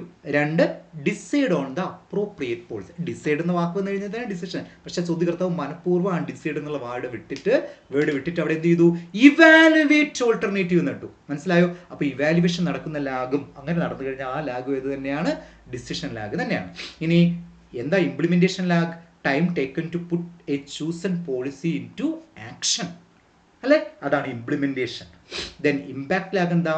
Time taken for implemented policy to produce it desired economic effect ആണല്ലോ. ഡിസൈർഡ് എക്കണോമിക് എഫക്റ്റ് അത് മനസ്സിലാക്കേണ്ട ലാഗാണ് ഇമ്പാക്ട് ഓർ എഫക്റ്റീവ്നെസ് ലാഗ്. സംശയമുണ്ടോ? ഈ 4 ലാഗുകളിൽ നിന്നാണ് ചോദ്യം വന്നത്. വളരെ എളുപ്പത്തിലുള്ള കാര്യമായിരുന്നു. മനസ്സിലായി? അപ്പോൾ ആദ്യം ഒരു സാറോട് എക്സാമ്പിൾ പറയുന്നുണ്ട്. Suppose inflation rise sharply. Inflation കൂടിക്കൊണ്ടിരിക്കുകയാണ്. ആദ്യം അത് റിക്കഗ്നിഷൻ അല്ലേ? ആദ്യം എന്ത് ചെയ്യണം? റിക്കഗ്നൈസ് ചെയ്യുന്ന ആ ഒരു പ്രത്യേകത, ആ ഒരു ലാഗ്. മനസ്സിലായോ? Government collect and analysis inflation data and problem identify. Then decision lag. Government ask, should interest rate be increased, should tax be increased, should government spending to be reduced. നമുക്കറിയാലോ physical policy, monetary policy അങ്ങനെയൊക്കെ അറിയാലോ. അപ്പോൾ അതിലുള്ള ആ decision എടുക്കേണ്ട ലാഗാണ് decision lag. Then clear ആണെന്ന് വിചാരിക്കുന്നു. മനസ്സിലായി? അപ്പോൾ recognition, decision, implementation and impact lab. മനസ്സിലായോ? സംശയമില്ലല്ലോ? ക്ലിയർ ആണെന്ന് വിചാരിക്കുന്നു. മനസ്സിലായി? അപ്പോൾ ആറാമത്തെ ചോദ്യവും മനസ്സിലായി. ഈ ആറാമത്തെ ചോദ്യം എവിടെന്നാ വന്നേ? എവിടുന്ന് ആറാമത്തെ ചോദ്യം വന്നേ? ആറാമത്തെ ചോദ്യം വന്നത് നമുക്ക് ആ സിലബസിലേക്ക് പോവുകയാണെങ്കിൽ ആറാമത്തെ ചോദ്യം എവിടെ നിന്ന് വന്നേ നോക്കാം. ടൈം ലാഗുകളെ കുറിച്ച് ഉള്ള ഭാഗം നമുക്ക് എവിടെ നോക്കാം.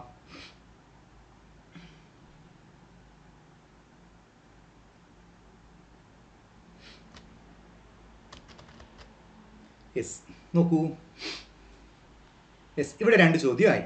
ദെൻ നോക്കൂ, resource allocation and game theory എന്ന ഒരു ഭാഗത്ത് നിന്ന് എന്താണെന്നറിയാമോ, ഈ ലാസ്റ്റ് നോക്കൂ, ഇൻ്ററാക്റ്റിംഗ് ഡിസിഷൻ മേക്കേഴ്സ് കണ്ടല്ലോ, ചോയ്സ് ഇൻ്ററാക്റ്റിംഗ് ആൻഡ് ഡിസിഷൻ മേക്കേഴ്സ്. ഈ ഭാഗത്ത് നിന്നാണ് എന്ത് ചെയ്യണേ, ഈ ഒരു ചോദ്യം. ഈ ഭാഗം എല്ലാം വിട്ടു കണ്ടോ, ചോദ്യകർത്താവ് തുടക്കത്തെ ഭാഗവും എല്ലാം വിട്ടു. നല്ല ഭംഗിയായിട്ട് എന്താ ഇലാസ്റ്റിസിറ്റി ഓഫ് ഡിമാൻഡും സപ്ലൈയും കൺസ്യൂമർ സർപ്ലസും പ്രൊഡ്യൂസർ സർപ്ലസും ഓപ്പർച്യൂണിറ്റി കോസ്റ്റും പ്രൊഡക്ഷൻ പോസിബിലിറ്റി ഫ്രോണ്ടിയർ ഒക്കെ മാർജിനൽ അനാലിസിസ് കൺസ്യൂമർ ചോയ്സസ് ഒക്കെ നമ്മൾ എന്ത് ചെയ്തു. ഓക്കെ, ഇതിൽ നിന്ന് MOC എന്നൊരു ക്വസ്റ്റ്യൻ വന്നല്ലോ. MOC എന്നൊരു ക്വസ്റ്റ്യൻ വന്നല്ലോ അല്ലേ? MOC എന്നൊരു ക്വസ്റ്റ്യൻ ഇട്ടു പുള്ളിക്കാരൻ. ഇതിൽ നിന്നും ക്വസ്റ്റ്യനിൽ പോയി കേട്ടോ, ഇതിൽ നിന്നും ക്വസ്റ്റ്യനിലേക്ക് പോയി. MOC എന്നും ക്വസ്റ്റ്യനോട് പിന്നെ ഡിസിഷൻ ലാഗ് 1 മാർക്കിന് ചോദിക്കുള്ളൂ എന്ന് പറഞ്ഞിട്ട് 2 മാർക്കിനുള്ള ചോദ്യങ്ങൾ ഈ ഭാഗത്ത് നിന്നിട്ടു. മനസ്സിലായല്ലോ? ശരി, ക്ലിയർ ആണെന്ന് വിചാരിക്കുന്നു. അപ്പോൾ ഏറ്റവും അവസാനത്തെ ഭാഗങ്ങളിലേക്ക് പോയിട്ടാണ് ചോദ്യകർത്താവ് ചോദ്യം ഇട്ടത് അല്ലേ? അപ്പം നമ്മൾ ചെയ്യേണ്ടത് എന്താടാ, ചോദ്യം നമ്മൾ നല്ല ഭംഗിയായിട്ട് പഠിക്കാൻ വേണ്ടി ശ്രമിക്കുക. ചോദ്യങ്ങൾ അല്ലെങ്കിൽ സിലബസ് കംപ്ലീറ്റ് ആയിട്ട്, ചോദ്യങ്ങളല്ല സിലബസ് കംപ്ലീറ്റ് ആയിട്ട് പഠിക്കാൻ ശ്രമിക്കുക. ഓരോ ടോപ്പിക് കഴിയുമ്പോഴും പരമാവധി ചോദ്യങ്ങൾ ചെയ്ത് പഠിക്കാൻ വേണ്ടി നമ്മൾ എന്ത് ചെയ്യണം, ശ്രമിക്കാം. അടുത്ത 7ാമത്തെ ചോദ്യം നോക്കാം. അത് ഒരു ചോദ്യമേ അവിടെ നിന്നുള്ളൂ. എക്സ്റ്റേണാലിറ്റീസ് എന്നാണ് ക്വസ്റ്റ്യൻ വന്നിരിക്കണേ. അസേർഷൻ റീസൺ ടൈപ്പ് ക്വസ്റ്റ്യൻ ആണ്. Externalities can be source of economic inefficiency. Externalities are not reflected in market prices. ഈ രണ്ട് അസേർഷൻ റീസൺ ടൈപ്പ് 2 ക്വസ്റ്റ്യൻ ആണ് ഇതിൽ നിന്ന് ചോദിച്ചത്. 2ാമത്തെ ക്വസ്റ്റ്യൻ ആണ്. നോക്കൂ, എന്താ പറയണേ, എക്സ്റ്റേണാലിറ്റീസ് എന്നാണ് ക്വസ്റ്റ്യൻ വന്നത്. എവിടെ നിന്നാണ് ക്വസ്റ്റ്യൻ വന്നത്? എക്സ്റ്റേണാലിറ്റീസ്. ക്ലിയർ? നോക്കാം. Externalities can be source of economic inefficiency. നമ്മൾ എക്സ്റ്റേണാലിറ്റി പഠിക്കുമ്പോൾ ആദ്യം പറയുന്ന പോയിന്റ് വെരി ഇമ്പോർട്ടൻറ്റ് പോയിന്റ് ആണ്. എക്കണോമിക് ഇൻഎഫിഷ്യൻസിക്ക് കാരണമാകുന്ന ഒരു സംഭവമാണ് എക്സ്റ്റേണാലിറ്റി. എപ്പോഴും പറയുന്ന ഒരു ആശയമാണ്. എക്സ്റ്റേണാലിറ്റി എന്ന് പറഞ്ഞാൽ എന്താണ്? എക്കണോമിക് ഇൻഎഫിഷ്യൻസിക്ക് കാരണമാകുന്ന, എക്കണോമിക് ഇൻഎഫിഷ്യൻസി വാക്ക് പറഞ്ഞ എല്ലാവരും, എക്കണോമിക് ഇൻഎഫിഷ്യൻസിക്ക് കാരണമാകുന്ന ഒരു പ്രധാന സോഴ്സാണ് എക്സ്റ്റേണാലിറ്റി. അപ്പോൾ എന്താണ് എക്സ്റ്റേണാലിറ്റീസ്? എക്സ്റ്റേണാലിറ്റീസ് എന്ന് പറഞ്ഞു കഴിഞ്ഞാൽ അത് ബെനിഫിറ്റ് ആവാം, കോസ്റ്റ് ആകാം. മനസ്സിലായോ? എന്താണ് എക്സ്റ്റേണാലിറ്റി എന്ന് പറഞ്ഞാൽ? എന്താണ്? Is a cost or benefit arising from an economic activity that affect a third party and is not borne by the producer or consumer. ഇവിടെ എക്സ്റ്റേണാലിറ്റി എന്ന് പറഞ്ഞു കഴിഞ്ഞാൽ ആ വാക്ക് തന്നെയുണ്ട് എക്സ്റ്റേണൽ ആയിട്ടുള്ളൊരു സംഭവം. എക്സ്റ്റേണാലിറ്റി എന്ന് പറഞ്ഞ് നിങ്ങൾ മനസ്സിലാക്കേണ്ടത് ഇവിടെ പ്രൊഡ്യൂസറിനോ കൺസ്യൂമറിനോ അല്ല ബാധിക്കുക, പിന്നെയോ തേർഡ് പാർട്ടിയെയാണ് ബാധിക്കുക. അവനത് എന്താകാം? ഒന്നുകിൽ അത് അവൻ്റെ കോസ്റ്റ് ആകാം, ഒന്നുകിൽ അവൻ്റെ എന്താകാം? കോസ്റ്റ് ആകാം, അല്ലെങ്കിൽ അത് അവൻ്റെ ബെനിഫിറ്റ് ആകാം. ഫോർ എക്സാമ്പിൾ, ഇപ്പോൾ ഒരു പ്രൊഡ്യൂസർ ഒരു സംരംഭം നടത്തുന്നു, അതിൽ നിന്ന് പൊല്യൂഷൻ ഉണ്ടാവും. ആ പൊല്യൂഷൻ അഫക്റ്റ് ചെയ്യുന്നത് ആരാ? തേർഡ് പാർട്ടി, അവിടെ ചുറ്റും താമസിക്കുന്ന ആൾക്കാരെ. പ്രൊഡ്യൂസറിന് അത് ഉണ്ടാക്കി ലാഭം ഉണ്ടാക്കാം, കൺസ്യൂമറിന് ആ പ്രോഡക്റ്റ് കിട്ടുമ്പോൾ കൺസ്യൂമറിന് അത് ഉപയോഗിച്ച് സാറ്റിസ്ഫാക്ഷൻ നേടാം, ആണല്ലോ. പക്ഷേ അതിൻ്റെ എഫക്റ്റ് നേടുക, എക്സ്റ്റേണാലിറ്റി അനുഭവപ്പെടുക എന്താണ്? നെഗറ്റീവാണ്, അതൊരു കോസ്റ്റാണ്, അത് തീർച്ചയായിട്ടും തേർഡ് പാർട്ടിക്കാണ്. ക്ലിയർ ആണേ? ഇനി ഒരു കമ്പനി സ്ഥാപിച്ചു, കുറേ കൺസ്യൂമേഴ്സിന് അവിടെ വരണം, അവിടെ നല്ല റോഡും പാലങ്ങളൊക്കെ വന്നു. റിസൾട്ട് എന്താ? ഒരു ബെനിഫിറ്റാണ്, അതും ഒരു എക്സ്റ്റേണാലിറ്റിയാണ്, അതും തേർഡ് പാർട്ടിക്കാണ് ബെനിഫിറ്റ്. ശരിയല്ലേ? തേർഡ് പാർട്ടിക്കാണ് ബെനിഫിറ്റ്. ക്ലിയർ ആണ്? തേർഡ് പാർട്ടിക്കും ബെനിഫിറ്റ് ഉണ്ട്. മനസ്സിലായോ? സംശയമുണ്ടോ? ഇത് എക്കണോമിക് ഇൻഎഫിഷ്യൻസിക്ക് കാരണമാകുന്നു എന്നാണ് പറയുന്നത്. മനസ്സിലായോ?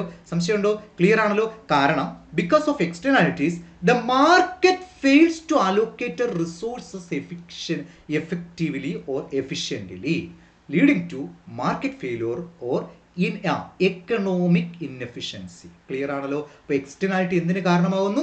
ഈ രണ്ട് വാക്ക് നിങ്ങൾ ഓർത്തോണം, മാർക്കറ്റ് ഫെയിലിയറിനും എക്കണോമിക് ഇൻഎഫിഷ്യൻസിനും. അപ്പോൾ എക്കണോമിക് ഇൻഎഫിഷ്യൻസിക്കും പിന്നെന്താ മാർക്കറ്റ് ഫെയിലിയറിനും എന്തൊരു കാരണമാണ്? എക്സ്റ്റേണാലിറ്റി ഒരു കാരണമാണ്. സംശയമില്ലല്ലോ? അപ്പോൾ എക്സ്റ്റേണാലിറ്റി ഒരു സോഴ്സ് ആണ് എന്തിനുള്ള? മാർക്കറ്റ് ഫെയിലിയർ അഥവാ മാർക്കറ്റ് ഇൻഎഫിഷ്യൻസി ഓർ എക്കണോമിക് ഇൻഎഫിഷ്യൻസിക്ക് ഒരു പ്രധാന കാരണമാണ് ഏത്? എക്സ്റ്റേണാലിറ്റി. എക്സ്റ്റേണാലിറ്റീസ് എന്ന് പറഞ്ഞാൽ എന്താടാ? കോസ്റ്റ് ഓർ ബെനിഫിറ്റ് ആവാം. ഇത് ആർക്ക് അഫക്റ്റ് ചെയ്യപ്പെടുക? തേർഡ് പാർട്ടിക്കാണ്, അല്ലാതെ റിയൽ പ്രൊഡ്യൂസറിനോ റിയൽ കൺസ്യൂമറിനോ അല്ല. ക്ലിയർ? സംശയമുണ്ടോ? അപ്പോൾ എക്സ്റ്റേണാലിറ്റി രണ്ട് തരത്തിലുണ്ട്. നെഗറ്റീവ് എക്സ്റ്റേണാലിറ്റി ഉണ്ട്, പോസിറ്റീവ് എക്സ്റ്റേണാലിറ്റി ഉണ്ട്. നെഗറ്റീവ് എക്സ്റ്റേണാലിറ്റി എന്ന് പറഞ്ഞാൽ ഞാൻ പറഞ്ഞല്ലോ, കോസ്റ്റ് ഉണ്ടാക്കുന്ന, തേർഡ് പാർട്ടിക്ക് ചെലവുണ്ടാക്കുന്ന, ഇഷ്ടപ്പെടാത്ത കാര്യം, അതായത് factory pollution, traffic congestion, noise pollution etcetera. മനസ്സിലായോ? That means society bears additional cost. ഈ പൊല്യൂഷൻസ് ഒക്കെ മാറ്റാൻ സൊസൈറ്റി എന്ത് ചെയ്യണം? അഡീഷണൽ കോസ്റ്റ് ബെയർ ചെയ്യേണ്ട ഒരു എക്സ്റ്റേണാലിറ്റി ആണെങ്കിൽ, ലോസ് ആണെങ്കിൽ, കോസ്റ്റ് ആണെങ്കിൽ അത് നെഗറ്റീവ് എക്സ്റ്റേണാലിറ്റി ആണ്. ഇനി പോസിറ്റീവ് എക്സ്റ്റേണാലിറ്റി എന്താ? പോസിറ്റീവ് വാക്സിനേഷൻ, കോവിഡ് വന്നു, എല്ലാവർക്കും വാക്സിനേഷൻ, മൂന്നാമത്തെ ഒരാൾക്കും അത് ബെനിഫിറ്റ് ആണ്. ദെൻ എഡ്യൂക്കേഷൻ കൊടുക്കുക, പ്ലാന്റിംഗ് ട്രീസ് നടത്തുക, അപ്പോൾ ഇതൊക്കെ എന്താണ്? അഡീഷണൽ ബെനിഫിറ്റ് ആണ്. മനസ്സിലായി? അതുകൊണ്ട് തന്നെ ബെനിഫിറ്റ് ആണ്. സോ പോസിറ്റീവ് എക്സ്റ്റേണാലിറ്റി ആണ്. സംശയമുണ്ടോ? ക്ലിയർ ആണോ? സംശയമുണ്ടോ? മനസ്സിലായി? ഇനി റീസൺ എന്താ പറയണേ?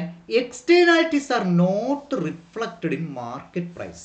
എടാ, ഈ എക്സ്റ്റേണാലിറ്റി സംഭവിക്കാൻ ഞാൻ പറഞ്ഞത് തേർഡ് പാർട്ടിക്കാണല്ലോ. തേർഡ് പാർട്ടിക്കാണ് പ്രശ്നം ഉണ്ടാവുക. പൊല്യൂഷൻ ഉണ്ടായി, തേർഡ് പാർട്ടിയാണ് ബാധിക്കുക, അല്ലേ? അതുകൊണ്ട് തന്നെ are not reflected in market price. അതുകൊണ്ട് തന്നെ ഇപ്പോൾ ഒരു സംരംഭം സ്ഥാപിച്ചു, അവിടെ പൊല്യൂഷൻ ഉണ്ടായി. ആ പൊല്യൂഷൻ വഴി ഉണ്ടാകുന്ന കോസ്റ്റ് ആ മാർക്കറ്റിൽ ആ പ്രൊഡ്യൂസ് ചെയ്യപ്പെടുന്ന പ്രോഡക്റ്റിൻ്റെ മേൽ ചുമത്താൻ പറ്റുമോ? No, it is not reflected in market prices. മനസ്സിലായോ? അത് ശരിയാണ്. എക്സ്റ്റേണാലിറ്റി ഇൻഎഫിഷ്യൻസിക്കുള്ള ഒരു സോഴ്സ് തന്നെയാണ്, മാർക്കറ്റ് ഫെയിലിയറിനുള്ള ഒരു സോഴ്സ് തന്നെയാണ്. പക്ഷേ എക്സ്റ്റേണാലിറ്റീസ് ഉള്ള, അല്ലെ എക്സ്റ്റേണാലിറ്റീസ് വഴിയുള്ള ബെനിഫിറ്റ് ആയിക്കോട്ടെ, കോസ്റ്റ് ആയിക്കോട്ടെ, എന്തായാലും are not reflected in market prices. അത് അതിൻ്റെ ഒരു തിയറിയാണ്, വളരെ ഇമ്പോർട്ടൻ്റ് ആണ്. സംശയമുണ്ടോ? വളരെ ഇമ്പോർട്ടൻ്റ് ആണ്. അപ്പോൾ രണ്ടും അസേഷനും റീസണും എന്താണ്? ട്രൂ ആണ്. കറക്റ്റ് എക്സ്പ്ലനേഷൻ ആണ് അസേഷൻ. മനസ്സിലായോ? ഈ പറഞ്ഞിരിക്കുന്ന റീസൺ കറക്റ്റ് എക്സ്പ്ലനേഷൻ ആണ്. മനസ്സിലായോ? അപ്പോൾ നമുക്കറിയാം, ബെനിഫിറ്റ് ഉണ്ടായ സാക്രിഫൈസ് ആണെങ്കിൽ, അതായത് എക്സ്റ്റേണാലിറ്റി വഴി ദോഷമാണെങ്കിൽ അത് പ്രൈവറ്റ് കോസ്റ്റിന് കാരണമാവും, ദെൻ ബെനിഫിറ്റ് ആണെങ്കിൽ പ്രൈവറ്റ് ബെനിഫിറ്റിന് കാരണമാവും. അതുകൊണ്ട് തന്നെ എക്സ്റ്റേണൽ കോസ്റ്റോ എക്സ്റ്റേണൽ ബെനിഫിറ്റോ എന്ത് ചെയ്യുന്നില്ല? മാർക്കറ്റ് പ്രൈസിൽ ഉൾപ്പെടുന്നില്ല. മനസ്സിലായോ? സംശയം? മാർക്കറ്റ് പ്രൈസിൽ എന്ത് ചെയ്യുന്നില്ല? ഉൾപ്പെടുന്നില്ല. മനസ്സിലായി? സപ്പോസ് എ ഫാക്ടറി, ഒരു സിമ്പിൾ എക്സാമ്പിൾ പറയാൻ ശ്രമിച്ചാൽ, suppose A factory produce cement. Private cost ആ സിമെന്റിന്റെ ഒരു ബാഗിന് 100 രൂപയാണെന്ന് ഇരിക്കട്ടെ. പക്ഷേ പൊല്യൂഷൻ വഴി 20 രൂപ ചിലവുണ്ട്. പൊല്യൂഷൻ വഴി എത്രയാണ്? ഒരു ബാഗ് പ്രൊഡ്യൂസ് ചെയ്യുമ്പോൾ പൊല്യൂഷനായിട്ട് 20 രൂപ. പക്ഷേ മാർക്കറ്റ് പ്രൈസിൽ അതിൽ എത്ര ഈടാക്കാൻ പറ്റുള്ളൂ? 100 രൂപ മാത്രമേ ഈടാക്കാൻ പറ്റുള്ളൂ. മനസ്സിലായോ?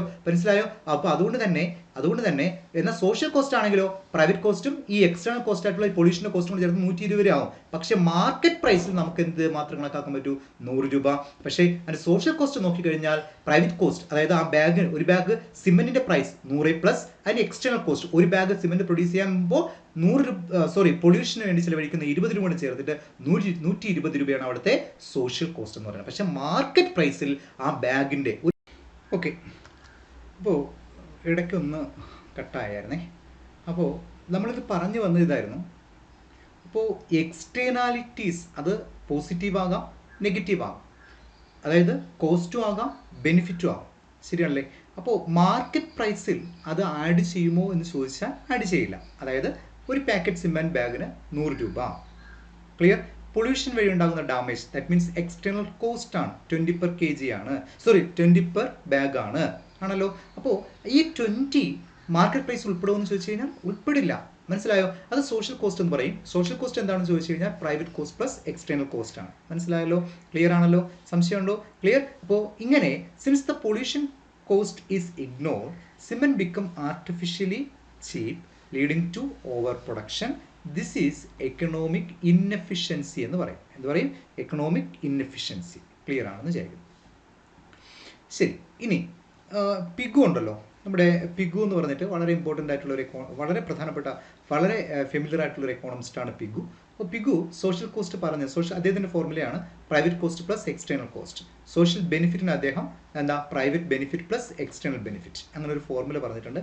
അപ്പോൾ ഈ ഫോർമുലയും കൂടെ ഒന്ന് ഓർത്തു വയ്ക്കണം. വിശദമായിട്ട് നമ്മൾ ക്ലാസ്സിൽ എന്ത് ചെയ്യും, ഡിസ്കസ് ചെയ്യും. ക്ലിയർ ആണ്?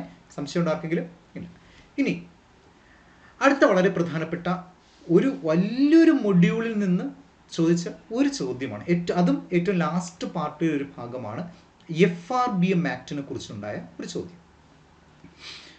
Fiscal responsibility and budget management act എന്നാണ് ഈ FRBM ആക്ടിനെ കുറിച്ച് പറയുക.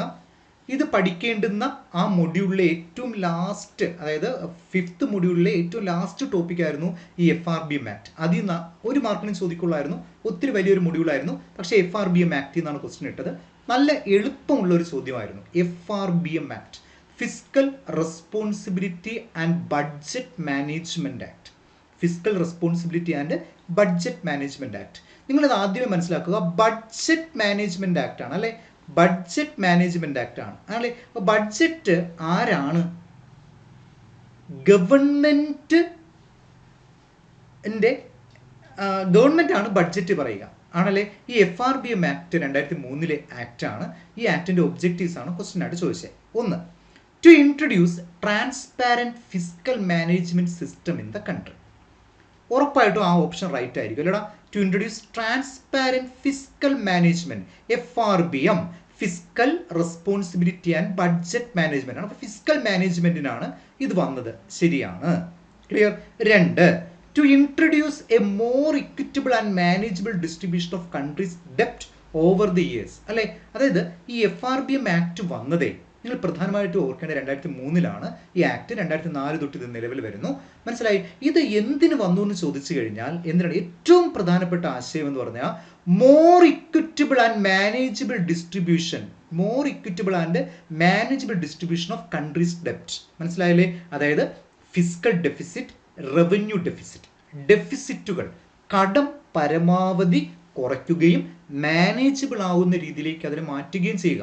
ഇതാണ് FRBM ആക്ട് വഴി തന്നെ കൊണ്ടുവന്നത്. മനസ്സിലായില്ലേ? ഗവൺമെന്റ് 2003 ഇൻട്രൊഡ്യൂസ് ചെയ്ത FRBM ആക്ട്. മനസ്സിലായില്ലേ? ക്ലിയർ ആണല്ലോ? 2 തരത്തിലുള്ള ഡെഫിസിറ്റ് ആണ്. ഒന്ന് ഫിസ്ക്കൽ ഡെഫിസിറ്റും 2 റവന്യൂ ഡെഫിസിറ്റും. ഫിസ്ക്കൽ ഡെഫിസിറ്റ് എന്ന് പറഞ്ഞു കഴിഞ്ഞാൽ കടം മേടിക്കുന്ന ഡെഫിസിറ്റ്. റവന്യൂ ഡെഫിസിറ്റ് എന്ന് പറഞ്ഞു കഴിഞ്ഞാൽ എന്താ? Revenue expenditure is more than revenue receipt അല്ലെ. റവന്യൂ റെസീപ്റ്റ് എന്താ? റവന്യൂ റെസീപ്റ്റ് ടാക്സായും നോൺ ടാക്സായും കിട്ടുന്ന റെസിപ്റ്റുകളാണ് റവന്യൂ റെസിപ്റ്റ് എന്ന് പറയുക. ബഡ്ജറ്റ് നമ്മൾ വിശദമായിട്ട് നമ്മൾ അത് പഠിക്കുകയെ.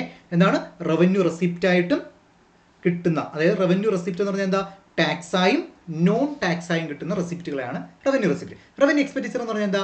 സാലറി, പെൻഷൻ, സബ്സിഡി ഇങ്ങനെ കൊടുക്കുന്ന എക്സ്പെൻഡിച്ചറാണ് റവന്യൂ എക്സ്പെൻഡിച്ചർ. അപ്പോൾ റവന്യൂ റെസിപ്റ്റിനേക്കാൾ റവന്യൂ എക്സ്പെൻഡിച്ചർ ഭയങ്കരമായിട്ട് കൂടിപ്പോയി കഴിഞ്ഞാൽ അതിനെയാണ് റവന്യൂ ഡെഫിസിറ്റ് എന്ന് പറയുക. ഇത് രണ്ടും കുറയ്ക്കണം, മാനേജബിൾ ആവുന്ന പൊസിഷനിലേക്ക് മാറ്റണം.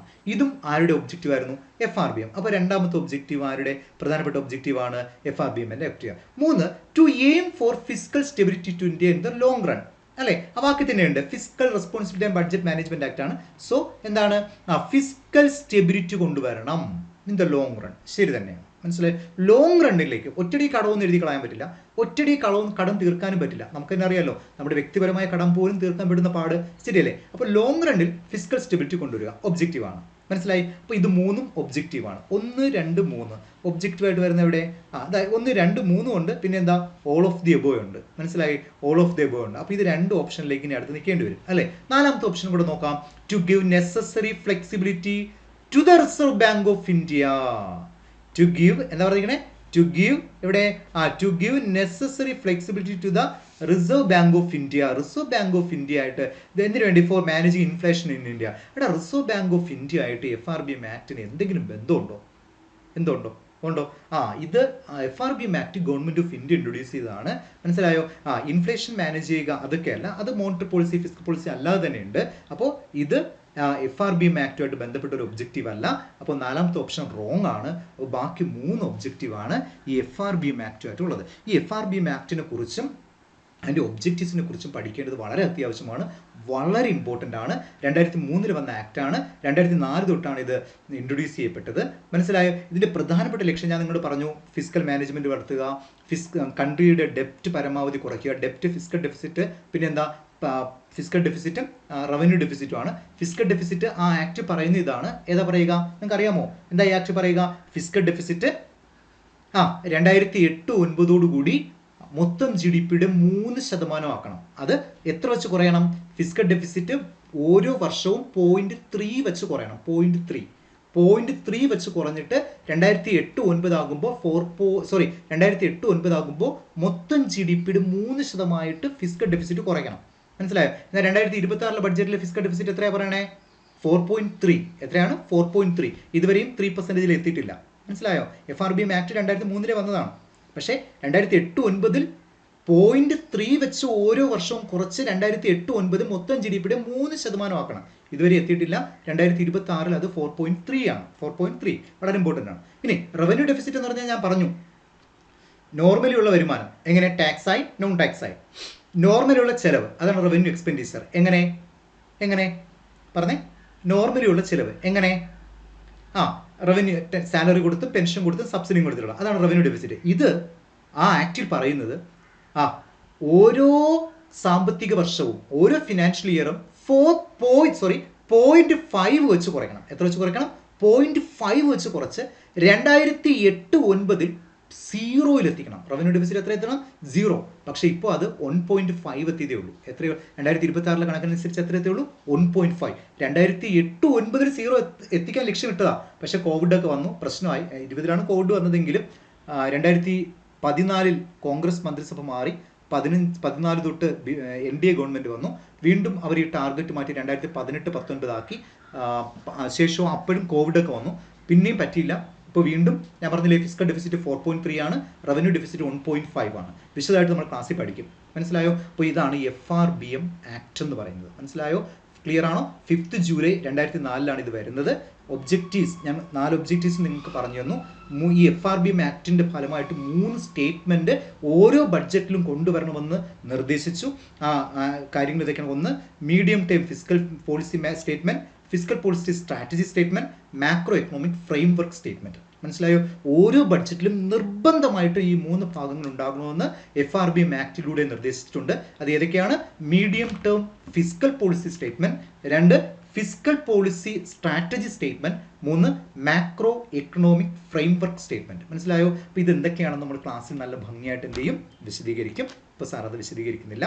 ഞാൻ പറഞ്ഞു റവന്യൂ ഡെഫിസിറ്റ് 0.5 വെച്ച് കുറച്ച് 2008-09 എലിമിനേറ്റ് ചെയ്യണം. ഫിസിക്കൽ ഡെഫിസിറ്റ് 0.3 വെച്ച് കുറച്ചിട്ട് 2008-09 എന്ത് ചെയ്യണം? മൊത്തം GDP-യുടെ എത്രയാക്കണം? 3% ആക്കണം. മനസ്സിലായോ? സംശയമില്ല എന്ന് വിചാരിക്കുന്നു. ക്ലിയർ? ഇനി 9ാമത്തെ ചോദ്യം, സസ്റ്റൈനബിൾ ഡെവലപ്മെന്റ് എന്നുള്ള 6ാമത്തെ മൊഡ്യൂളിൽ നിന്നുള്ള ചോദ്യം. ചോദ്യം ഇതാണ്. ഇതും ലോജിക്കലി നമുക്ക് കണക്ട് ചെയ്തെടുക്കാൻ പറ്റുന്ന ഒരു ക്വസ്റ്റ്യൻ ആണ്. Which is or are not the cultural services. ഇതൊന്നും സിലബസിൽ നിന്ന് ഡയറക്റ്റ് പിക്ക് ചെയ്യാൻ പറ്റുന്നതല്ല. മനസ്സിലായില്ലേ? Which are not the cultural services provided by the ecosystem for human wellbeing. മനസ്സിലായോ? Which are not in the cultural services provided by the ecosystem for human wellbeing. മനസ്സിലായോ? Human വെൽബീയിങ്ങിന് ecosystem provide ചെയ്യുന്ന cultural സർവീസസിൽ ഉൾപ്പെടാത്തത് ഏതൊക്കെയാണ്? മനസ്സിലായല്ലോ? Cultural സർവീസസിൽ ഉൾപ്പെടാത്തത് ഏതൊക്കെയാണ്? മനസ്സിലായോ? അതായത് ഈ എക്കോസിസ്റ്റം സർവീസിനെ കുറിച്ച് MEA 2005 MEA പ്രകാരം മനസ്സിലായില്ലേ, എക്കോസിസ്റ്റം സർവീസസിനെ കുറിച്ച് പറയുന്നുണ്ട്. മനസ്സിലായോ? അതിൽ 4 കാറ്റഗറിയിലുള്ള സർവീസുകൾ എക്കോസിസ്റ്റം പ്രൊവൈഡ് ചെയ്യുന്നു എന്ന് പറയുന്നുണ്ട്. 1 provisioning services, 2 regulating services, 3 cultural services, 4 supporting services. മനസ്സിലായല്ലോ? ഇതിൽ ക്വസ്റ്റ്യൻ വന്നത് കൾച്ചറൽ സർവീസസിൽ ഉൾപ്പെടാത്ത സാധനങ്ങളാണ്. മനസ്സിലായോ? സസ്റ്റൈനബിൾ ഡെവലപ്മെന്റ് ഗോളാണ് സസ്റ്റൈനബിൾ ഡെവലപ്മെന്റ് ഗോൾസ് ആണ് ക്വസ്റ്റ്യൻ ഇട്ടിരിക്കുന്നത്. എങ്കിലും ക്വസ്റ്റ്യൻ വന്നത് 2005 പാസ്സാക്കപ്പെട്ട MEAയിൽ നിന്നാണ് ക്വസ്റ്റ്യൻ വന്നത്. അതിലിപ്പോൾ പറഞ്ഞിരുന്ന എക്കോസിസ്റ്റം സർവീസസിൽ നിന്നുള്ള 4 എക്കോസിസ്റ്റംസ്. ആ എക്കോസിസ്റ്റം സർവീസസിൽ 4 സർവീസ് പറയുന്നുണ്ട്. Provisioning services, regulating services, cultural services, supporting services. അതിൽ ക്വസ്റ്റ്യൻ ഇട്ട സാറ് നോക്കൂ, കൾച്ചറൽ സർവീസസിൽ നിന്നാണ് ക്വസ്റ്റ്യൻ. അതിൽ വരാത്തത് ഏതെന്നാണ് ചോദ്യകർത്താവ് ചോദിച്ചിരിക്കുന്നത്. നോക്കൂ, 1 climate regulation, 2 education and inspiration, recreation and aesthetic values, 4 fresh water. എടാ കൾച്ചറൽ സർവീസസ്. കൾച്ചറൽ സർവീസസ് എന്താണെന്ന് ചോദിച്ചു കഴിഞ്ഞാൽ ഇത്രയേ ഉള്ളൂ. നോൺ മെറ്റീരിയൽ ബെനിഫിറ്റ് ആണ്. അതെങ്ങനെ കിട്ടും? റിക്രിയേഷൻ, ടൂറിസം, പിന്നെ aesthetic value, education, inspiration, spiritual values, അങ്ങനെ കൾച്ചറിൽ ലഭിക്കുന്ന സർവീസസുകളാണ്, എക്കോസിസ്റ്റത്തിൽ നിന്ന് ഉള്ള സർവീസസ് ആണ് നമ്മൾ ഈ പറയുന്ന പോയിന്റ്. എന്താ കൾച്ചറൽ സർവീസസ്. അത് ഉൾപ്പെടാത്തത് എടാ ക്ലൈമറ്റ് റെഗുലേഷൻ ഒരു സർവീസ് ആണോ? കൾച്ചറൽ സർവീസിൽ പെടുന്നതാണോ? അല്ല. മനസ്സിലായോ? കൾച്ചറൽ സർവീസിൽ വരും ഈ ക്ലൈമറ്റ് റെഗുലേഷൻ എന്ന് പറഞ്ഞാൽ നോട്ട് എ കൾച്ചറൽ സർവീസ് ആണ്. മനസ്സിലായോ? ഇത് റെഗുലേഷൻ ആണ്. സോ റെഗുലേറ്റിംഗ് സർവീസ് ആണ്. ഏത് കാറ്റഗറിയിൽ വരും? Regulating services. അതായത് റെഗുലേറ്റിംഗ് സർവീസിൽ എന്തൊക്കെ പറയാം? നമുക്ക് ഒത്തിരി ടെമ്പറേച്ചർ റെഗുലേഷൻ പറയാം, ഫ്ലഡ് കൺട്രോൾ, ഡിസീസ് റെഗുലേഷൻ, ഇതൊക്കെ റെഗുലേറ്റിംഗ് സർവീസസുകളാണ്. ഏതാടാ? റെഗുലേറ്റിംഗ്. അപ്പോൾ ക്ലൈമറ്റ് റെഗുലേഷൻ എവിടെ വരില്ല? കൾച്ചറൽ റെഗുലേറ്റിംഗ് സർവീസസിനകത്താണ് അത് വരിക. സോ ക്ലൈമറ്റ് റെഗുലേഷൻ വരത്തില്ല. ഇത് നോട്ടാണ്. സോ ഓപ്ഷൻ 1 വരുന്നതൊക്കെ നമുക്ക് ഓപ്റ്റ് ചെയ്യാം. So option A, then option B, ഇത് രണ്ടും നമുക്ക് ചൂസ് ചെയ്യാം. മനസ്സിലായി? ഇനി എഡ്യൂക്കേഷൻ ആൻഡ് ഇൻസ്പിരേഷൻ. ഞാൻ പറഞ്ഞു എഡ്യൂക്കേഷൻ ഇൻസ്പിരേഷൻ കൾച്ചറൽ സർവീസ് ആണ്. അപ്പോൾ 2 വരുന്നതൊക്കെ നമുക്ക് അങ്ങ് എലിമിനേറ്റ് ചെയ്യാം. അപ്പോൾ ബിയിൽ 2 വരുന്നില്ലേടാ? എവിടെ ബി? യെസ്, എവിടെ ബി? ബിയിൽ 2 വരുന്നില്ലേ? വരുന്നുണ്ട്. അപ്പോൾ അതങ്ങ് എലിമിനേറ്റ് ചെയ്യാം. അപ്പോൾ ഏത് ഓപ്ഷനിലേക്ക് പോകും? 1 and 4. നോക്കൂ, ഫ്രഷ് വാട്ടറും എന്താണ്? ഒരു കൾച്ചറൽ സർവീസ് അല്ല. ഫ്രഷ് വാട്ടർ എന്ന് പറഞ്ഞാൽ നോട്ടെ കൾച്ചർ, ഇതൊരു പ്രൊവിഷനിങ് സർവീസ് ആണ്. എന്താണ് പ്രൊവിഷനിങ്? എന്താ provision service? Food, fresh water, timber, fuel, medicines, ഇതൊക്കെ എന്താ? Product obtained from ecosystems. ഇതൊക്കെ എന്താണ്? പ്രൊവിഷനിങ് സർവീസ് ആണ്. Benefit from regulation of ecosystems, അത് റെഗുലേറ്റിംഗ് സർവീസ് ആണ്. അതായത് climate regulation, flood control, pollination, water purification, ഇതൊക്കെ റെഗുലേറ്റിംഗ് സർവീസസ് ആണ്. Recreation, tourism, aesthetics values, education, inspiration, spiritual values, ഇതൊക്കെ എന്താണ്? കൾച്ചറൽ സർവീസസ് ആണ്. ഇനി services necessary follow all other ecosystem service, അതായത് soil formation, nutrient cycling, then photosynthesis, primary production, ഇതൊക്കെ supporting services ആണ്. അപ്പോൾ നമ്മളിപ്പോൾ ഡിസ്കസ് ചെയ്ത ഏതാ? ഫ്രഷ് വാട്ടർ എന്ന് പറഞ്ഞു കഴിഞ്ഞാൽ എന്താണ്? ഫ്രഷ് വാട്ടർ എന്ന് പറഞ്ഞു കഴിഞ്ഞാൽ എന്താണ്? അത് ഒരു പ്രൊവിഷനിങ് സർവീസ് ആണ്. So it's not included in cultural services. So climate റെഗുലേഷനും ഫ്രഷ് വാട്ടർ ആണ് ഉൾപ്പെടാത്തത്. അല്ലാതെയുള്ള എഡ്യൂക്കേഷൻ ആൻഡ് ഇൻസ്പിരേഷനും റിക്രിയേഷൻ ആൻഡ് ആസ്തെറ്റിക് വാല്യൂസ്, ഇതൊക്കെ കൾച്ചറൽ സർവീസസ് ആണ്. ഫ്രഷ് വാട്ടർ അത് ഉൾപ്പെടില്ല. മനസ്സിലായോ? സംശയമുണ്ടോ? സോ ഓപ്ഷൻ 1 and 4 ആണ് ഇത് റൈറ്റ് ആയിട്ടുള്ള ആൻസർ. ക്ലിയർ ആണോ? വിശദമായിട്ട് നമുക്ക് ഈ എക്കോസിസ്റ്റം സർവീസസുകളെ കുറിച്ച് 2005 പറഞ്ഞ ഈ എക്കോസിസ്റ്റം സർവീസസ് 4 സർവീസസ് ഉണ്ട്. Provisioning services, regulating services, cultural services, then last ഏതായിരുന്നടാ? ഞാനത് വിട്ടുപോയി. Supporting services. അതിനെക്കുറിച്ച് നമുക്ക് എന്ത് ചെയ്യാം? വിശദമായിട്ട് പഠിക്കാം. ക്ലിയർ? നിങ്ങൾ നന്നായിട്ട് ജോയിൻ ചെയ്തു. നിങ്ങൾ മാസ്റ്റർ കീ ജോയിൻ ചെയ്യൂ. ഉറപ്പായിട്ടും സാറുണ്ട്. നല്ല ഭംഗിയായിട്ട് നമുക്ക് സിലബസ് അറിഞ്ഞ് നല്ല ഭംഗിയായിട്ട് നമുക്ക് എന്ത് ചെയ്യാം? പഠിക്കാം. നമുക്ക് ഒരുമിച്ച് പഠിക്കാം. നിങ്ങളുടെ ആവലാതികളൊക്കെ ഉറപ്പായിട്ടും കേട്ട് നമുക്ക് എന്ത് ചെയ്യാം? അത് പഠിക്കാം. ഇനി 10ാമത്തെ ചോദ്യം. അത് ഗ്രീൻ GDP ഡയറക്റ്റ് സിലബസിൽ പറഞ്ഞൊരാശയമാണ്. ആ മൊഡ്യൂളിൻ്റെ ലാസ്റ്റ് ഭാഗത്ത് പറഞ്ഞൊരാശയമാണ് ഗ്രീൻ GDP. GDP എന്ന് പറഞ്ഞാൽ അറിയാം, ഗ്രോസ് ഡൊമസ്റ്റിക് പ്രോഡക്റ്റ് ആണ്. It is the summation of all final goods and services produced in an economy during a financial year ആണല്ലോ. Agriculture sector, industry sector, service sector, ഇതിൽ 3ൽ നിന്നും കിട്ടുന്ന സം ഗുഡ്സ് ആൻഡ് സർവീസസ്, അതിന്റെ മണി value നമ്മൾ വിളിക്കുന്ന പേരാണ് നാഷണൽ ഇൻകം അഥവാ GDP എന്ന് പറയും.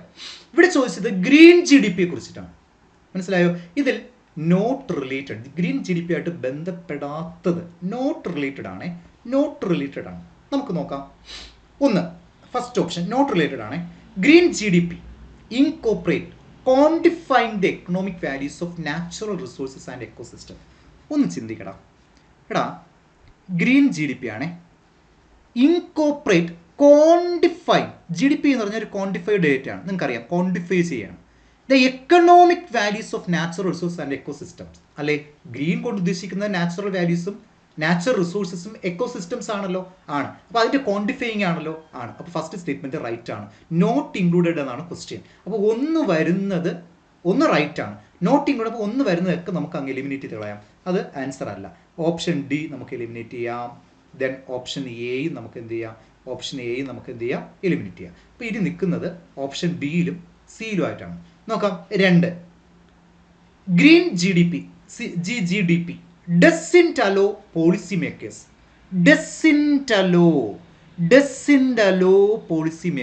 to better understand the trade-off between economic growth and environmental sustainability. എടാ ആ വാക്ക് doesn't allow ആണോ? ഗ്രീൻ GDPയുടെ ആവശ്യകത തന്നെ എന്തുകൊണ്ടാണ്? എക്കണോമിക് ഗ്രോത്തും GDP നോക്കുമ്പോൾ നമുക്ക് എക്കണോമിക് ഗ്രോത്ത് അറിയാം അല്ലടാ, GDP നോക്കുമ്പോൾ എക്കണോമിക് ഗ്രോത്ത് അറിയാം, പിന്നെയോ എൻവയോൺമെന്റ് സസ്റ്റൈനബിലിറ്റി കൂടെ നോക്കുമ്പോൾ ഗ്രീൻ GDP ആയി. അപ്പോൾ ഡസിൻ്റെ അലോ എന്ന് പറഞ്ഞാൽ ശരിയാണോ? റൈറ്റ് അല്ല, അത് തെറ്റാണ്. അപ്പോൾ 2 വരുന്ന ഓപ്ഷൻ റൈറ്റ് ആണ്. സിയിലും 2 ഉണ്ട്, ബിയിലും 2 ഉണ്ട്. അപ്പോൾ ഇനി മൂന്നാമത്തെ ഓപ്ഷൻ കൂടെ നോക്കാം. GGDP help policy makers to prioritise and allocate resources effectively. ശരിയല്ലേ? GGDP എന്ത് ചെയ്യുന്നു? പോളിസി മേക്കേഴ്സിനെ എന്ത് ചെയ്യുന്നു? റിസോഴ്സ് എഫക്റ്റീവിലായിട്ട് അലോക്കേറ്റ് ചെയ്യാനും പ്രയോറിറ്റൈസ് ചെയ്യാനും സഹായിക്കുമെന്ന് ചോദിച്ചു കഴിഞ്ഞാൽ ശരിയാണ്. എൻവയോൺമെന്റൽ സസ്റ്റൈനബിലിറ്റിയിലോടുകൂടി സസ്റ്റൈനബിൾ ഡെവലപ്മെന്റ് എന്ന ആശയത്തിലോടുകൂടി റിസോഴ്സ് അലോക്കേഷന് GGDP സഹായിക്കുന്നു എന്ന് പറഞ്ഞു കഴിഞ്ഞാൽ റൈറ്റ് ആണ്. അപ്പോൾ ആ ഓപ്ഷൻ 3 ഉള്ളത് ഓപ്ഷൻ കറക്റ്റ് ആണത്, നോട്ട് റിലേറ്റഡ് ആണ്. സോ സി എന്ന ഓപ്ഷൻ എന്ത് ചെയ്തു? നമുക്ക് എന്ത് ചെയ്യാം? തെറ്റാണ്. ഓപ്ഷൻ ബിയിലേക്ക്. ഇതൊക്കെ ഒന്ന് ചിന്തിച്ചാൽ കിട്ടാവുന്ന ക്വസ്റ്റ്യനുകൾ, ക്വസ്റ്റ്യൻ ഇരുത്തി ഒന്ന് വായിച്ചാൽ കിട്ടാവുന്നതേ ഉള്ളൂ. അപ്പോൾ option B is the right answer. Then option 4 കൂടെ ഒന്ന് നോക്കാം. GGDP highlights the depletion of natural resources and encourage their sustainable management. ശരിയല്ലേ? ശരിയല്ലേ? ക്ലിയർ അല്ലേ? മനസ്സിലായി? അപ്പോൾ വളരെ കുറച്ച് പാടും, എന്നാൽ ശ്രദ്ധിച്ചാൽ നമുക്ക് ഈസി ആയിട്ട് ക്വസ്റ്റ്യനിൽ ആൻസർ പഠിക്കാതെ തന്നെ എത്തിച്ചേരാൻ പറ്റുന്ന ക്വസ്റ്റ്യൻസ് ആണ് ഈ പറഞ്ഞ മൊഡ്യൂളിൽ നിന്ന് ആയിട്ട് നമുക്ക് ചോദിച്ചിരിക്കുന്നത്. അപ്പോൾ കൃത്യം സിലബസ് പാലിച്ചുകൊണ്ട്, എന്നാൽ സിലബസിനകത്തു നിന്ന് ഒത്തിരി കാര്യങ്ങൾ വളരെ ഡെപ്തായിട്ട് പോയി തയ്യാറാക്കിയ ചോദ്യപേപ്പറായിരുന്നു എക്കണോമിക്സിൻ്റേത്.